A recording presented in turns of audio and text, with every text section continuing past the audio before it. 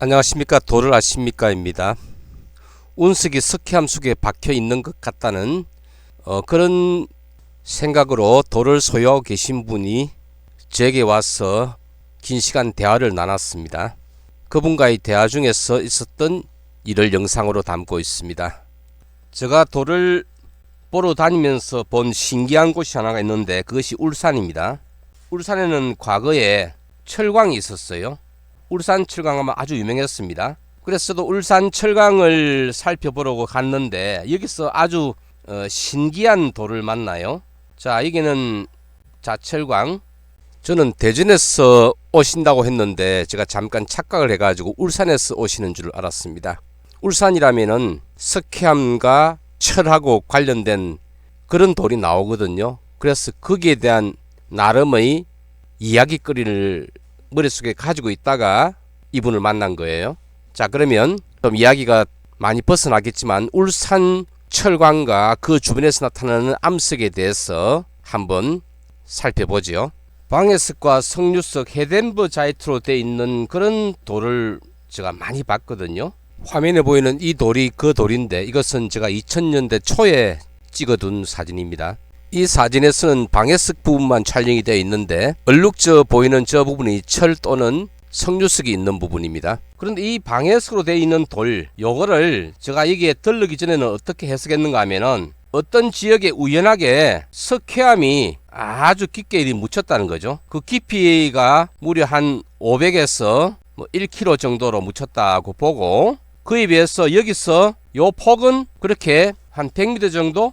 그 정도 될 거예요. 이런 상태로 묻혔다는 거죠. 그러다가 여기에 자철석 같은 걸 만들기 위해서는 어떤 금속을 포함한 열수가 올라오다 보니까 여기에도 중간중간 끼기도 하지만은 그 주변에 철강을 만들고, 자, 이런 열수가 올라오면서 이 석회암 가지고 방해석도 만들어지고 석류석도 만들어지고 헤덴버자이트라는 그런 광물이 어떤 반응에 의해서 만들어졌다, 이렇게 해석을 했었어요. 이런 석회암 지대에 열수가 올라와서 여기에 광산을 만드는 것을 스카른이랍니다. 스카른 광산이라는데, 이것도 이렇게 묻혀있던 이것도 결국은 과거에는 스카른형 광산일 것이다, 이렇게 해석을 한 것이었죠. 그런데 저는 많이 궁금했어요. 자, 이게 석회암이라면 옆에 따로 또 철광이 있기 때문에 철을 많이 가지고 있는 것이 들어온다 하더라도 과연 이 석류석과 헤덴버자이트가 만들어질 수 있을까, 여기에 대한 궁금증이 있었어요. 왜냐하면 이 석류석과 헤덴버자이트는 규산염 광물입니다. 그러니까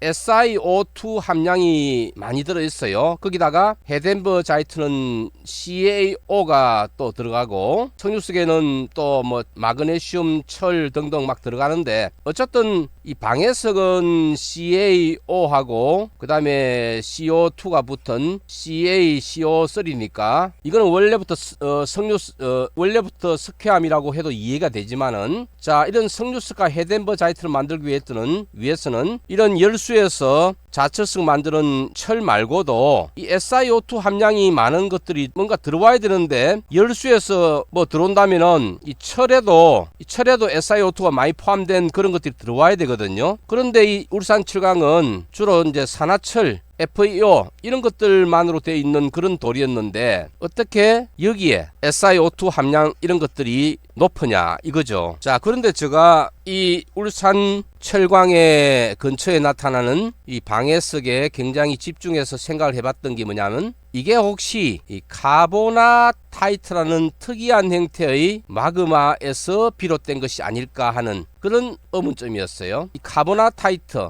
이거는 뭐냐면 CaO가 아주 많은 마그마입니다. 카보나타이트 질 마그마가 만든 돌이 카보나타이트인데, 이 카보나타이트의 특징이 아주 밝은 색을 띠고 있어요. 왜냐하면 이 속에는 굉장히 많은 방해석이 들어있기 때문에. 이 카보나타이트는 그 당시에 우리나라 지질학적 지식으로는 절대 나타날 수 없는 암석이었습니다. 그러면 이 카보나타이트는 어떻게 만들어지느냐? 이 카보나타이트라는 암석, 한국말로 하면은 꼭 하자면 탄산염 암, 이렇게 번역을 할 수 있겠네요. 이 카보나타이트가 만들어지는 데 있어서 아주 특이한 지질학적인 개념이 하나 있습니다. 이게 뭐냐면 액체 불혼화라는 게 있어요. 액체 상태에서 서로 섞이지 않는다 이런 이야기인데, 이게 뭔가 하면 어떤 마그마가 있을 때 마그마에는 다양한 화학 성분이 섞여 있지 않습니까? 아까 얘기했던 CaO, SiO2, MgO, FeO 뭐 등등등등. 자, 그런 것들 중에서 조금 이제 CaO가 함량이 높은 뭐 마그마 또는 뭐 적은 마그마랑 관계없어요. 어쨌든 마그마 상태에서 이것들이 화학적으로 분리가 된다는 이야기입니다. 즉 CaO 성분을 가진 것들이 만일에 초기에 결정화되면 결정화된 마그마하고 결정화되지 않은 액체 상태의 마그마 사이에서 만일에 마그마보다 가벼운 성분의 광물이 만들어지면 뜨겠죠. 여기에 무거운 것은 또 반대로 가라앉겠죠. 그러니까 어떤 광물이 만들어질 때 가벼운 광물은 위에 뜨고 무거운 광물은 밑으로 가라앉는 그런 원리에 의해서 결국 나중에 시간이 지나면 윗부분에는 가벼운 광물들만 존재하고 아랫부분에는 무거운 광물만 존재하는 이런 상태가 된다는 거죠. 그래서 이것들이 액체 상태에서 서로 섞이지 않는 그런 형태로 된 거와 마찬가지죠. 액체 상태, 즉 마그마 상태에서도 분리가 일어날 수 있습니다. 이것이 액체 불혼화입니다. 그래서 윗부분에는 이 카보나타이트가 만들어지고 밑에는 철과 마그네슘이 많은, 그러니까 윗부분에는 주로 CaO하고 SiO2로 주로 이루어진 그런 광물들, 또 밑에 부분은 철하고 MgO하고 그 다음에 SiO2가 많은 광물들로 만들어진 그런 돌로 이렇게 딱 쪼개진 상태가 된다는 거죠. 그래서 요 위에 카보나타이트가 만들어졌다 이렇게 이야기하고 있는데, 자, 이 상황을 울산 철강에 비교해서 한번 이야기해보죠. 하나의 같은 마그마였는데 액체 불혼화에 의해 가지고 요 위에 마그마와 밑에 마그마가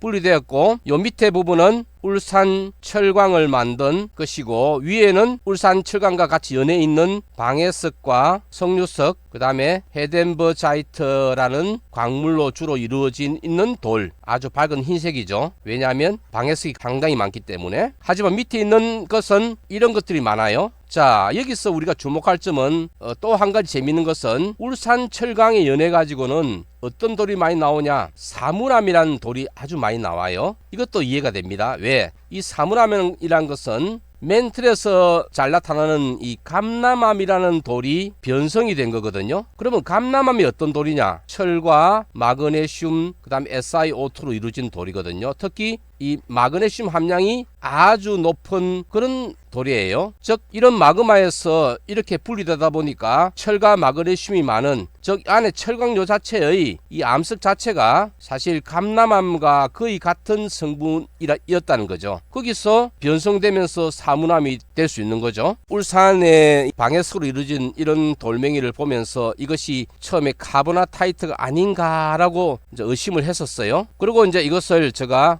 부산대학교에 있는 양경희 교수님이라는 분한테 정보를 제공했죠. 이 양경희 교수님이라는 분이 실제로 이것을 연구를 해가지고 논문에 카보나타이트가 맞다라고 발표를 하였습니다. 제가 박사학위를 하고 난 그 다음 해에 이 논문이 나왔는데 아쉬운 점은 확신이 안 들었는지 마지막에 가능성이라고 되어 있죠. 그리고는 잊고 있었는데 그 다음에 또 이 논문이 발표되었군요. 일본에서 발간되는 SCI급 저널인 아일랜드 아크에 발표되었습니다. 이 논문에서도 제가 아쉬운 점이 발견되었는데요. 제가 생각하는 액체 불혼화의 개념이 전혀 고려 안 되어 있습니다. 그렇기 때문에 카보나타이트와 주변 사문암, 울산 철광과의 관계를 설명하지 못하고 있습니다. 다음에 시간이 난다면 이 논문 해설을 해드리기도 하고요. 오늘은 석회암과 철광이 함께 나타나는 암석을 보면서 울산 철광이 생각나서 영상을 만들어 보았습니다. 그리고 어려운 내용을 지금까지 들어주신 분들께 고마움을 전합니다.